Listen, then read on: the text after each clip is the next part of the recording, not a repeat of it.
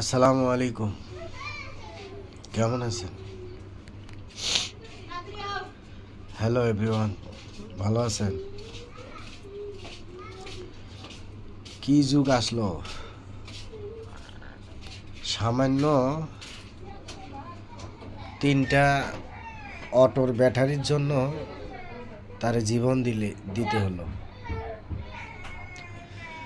আরে ব্যাটারি খুলে নিজস্ব অটোটা শুদ্ধই নিয়ে যা, পুরাটাই লয়ে যা। তো ওরে মারলি কেন? ওরে মারার দরকার আছে?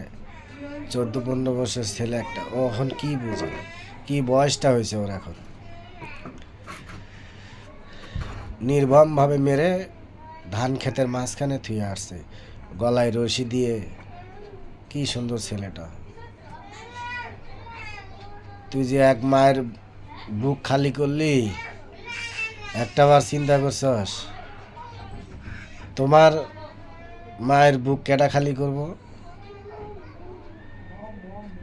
আজকে রক্তের গরম আছে দেখে এরকম করতেছে। রক্তের গরম সারা জীবন থাকে না, একদিন না একদিন ঠিকই রক্ত ঠান্ডা হয়ে যাবে। তখন বুঝবেন মাসে কয়দিন যারা আসে। আর যখন 2 চোখ মুছে যাবে তখন বুঝবেন বাপ কেউ ছাড়ে না। আরে যতই শত্রু থাকুক, মানুষে মারে কেমন? এটা অসম্ভব, এটা তো। আর এইটুক পোলাপানের সাথে কিসের শত্রু? এতটুক বাচ্চার সাথে তো কোনো শত্রু থাকার কথা না।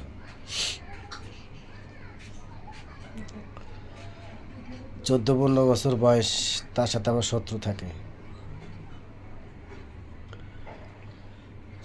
তার বাপ মা যে কত কষ্ট এখন পাচ্ছে, এটা তো একেবারে পুরাই মরুভূমির মতন হয়ে গেছে।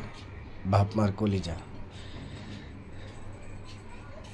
আপন আপন নিজের থেকে যখন একটা জিনিস হারায় যায়, তখন আপনি যেমন কষ্ট পান, এরকম বাপ মার কলিজা থেকে যখন একটা ছেলে মেয়ে হারায় যায়, তখন সে বুঝতে পারে কতটা কষ্ট আর জ্বালা। এটা আমাদের ঘটনা ঘটেছে। ফলগাছা বাবুরডিগি যেতেই ওই জায়গায় মেরে রাখছে।